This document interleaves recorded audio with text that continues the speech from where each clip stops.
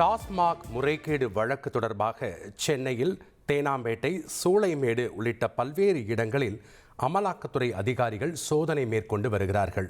விவரங்களை வழங்க இணைகிறார் எமது செய்தியாளர் சாலமன். வணக்கம் சாலமன். ஏற்கனவே 1000 கோடி ரூபாய் வரை முறைகேடு நடந்ததா அமலாக்கத்துறை தகவல் தெரிவித்த நிலையில் வழக்கு ஒன்று உயர்நீதிமன்றத்தில் போயிட்டு இருக்கு.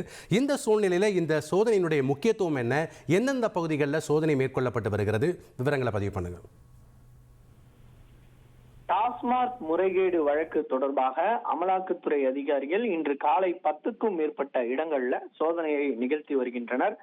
குறிப்பாக சிஆர்பிஎஃப் உதவியுடன் இந்த சோதனையானது சுமார் 20க்கும் மேற்பட்ட அமலாக்கத்துறை அதிகாரிகள் இந்த சோதனையை மேற்கொண்டு வருகின்றனர்.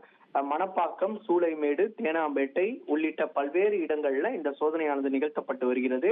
டாஸ்மாக் அதிகாரிகளோட வீடு மற்றும் அந்த டாஸ்மாக் நிறுவனங்கள்ல இருக்கக்கூடிய இடங்களுக்கு அவர்களது உரிமையாளர்கள் வீடுகள்ல இந்த சோதனை நிகழ்த்தப்பட்டு வருகிறது. திருவல்லிக்கேணியில இருக்கக்கூடிய தொழிலதிபர் தேவகுமார் என்பவரோட இல்லத்திலும், அதே போல சூளைமேட்ல இருக்கக்கூடிய எஸ்என்ஜே குரூப்ஸ் டாஸ்மாக் நிறுவனமான அந்த எஸ்என்ஜே குரூப்ஸ் நிறுவனத்திலும் இந்த சோதனையானது நிகழ்த்தப்பட்டு வருகிறது.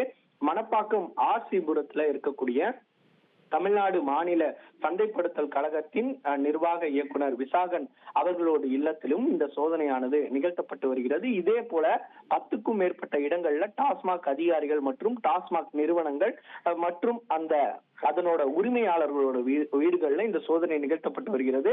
இந்த சோதனையானது அடுத்தடுத்து பல்வேறு இடங்களுக்கு செல்லும் எனவும் இந்த அதிகாரிகள் தரப்புல தகவலானது தெரிவிக்கப்பட்டுள்ளது. ஏற்கனவே டாஸ்மாகோட தலைமையகம் உள்ளிட்ட பல்வேறு இடங்கள்ல இந்த வழக்கு தொடர்பாக அமலாக்கத்துறை அதிகாரிகள் சோதனை மேற்கொண்டனர். இதுல 1000 கோடி ரூபாய் வரை முறைகேடு நடந்திருப்பதாக அமலாக்கத்துறை அதிகாரிகள் ஒரு பரபரப்பு குற்றச்சாட்டை தெரிவித்தனர்.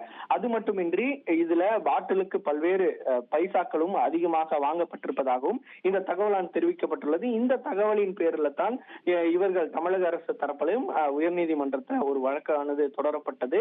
இந்த வழக்குல அமலாக்கத்துறை விசாரணையை தொடரலாம் எனவும் தெரிவிக்கப்பட்டது. அதன் பேர்ல மீண்டும் அமலாக்கத்துறை அதிகாரிகள் இந்த சோதனையை நிகழ்த்தி வருகின்றனர். இந்த சோதனையில மேலும் பல தகவல்கள் வெளியே வரும் எனவும் அமலாக்கத்துறை வட்டாரங்கள் தரப்புல தகவல் தெரிவிக்கப்பட்டுள்ளது. நன்றி சாலமன், உங்களுடைய விவரங்களுக்கு.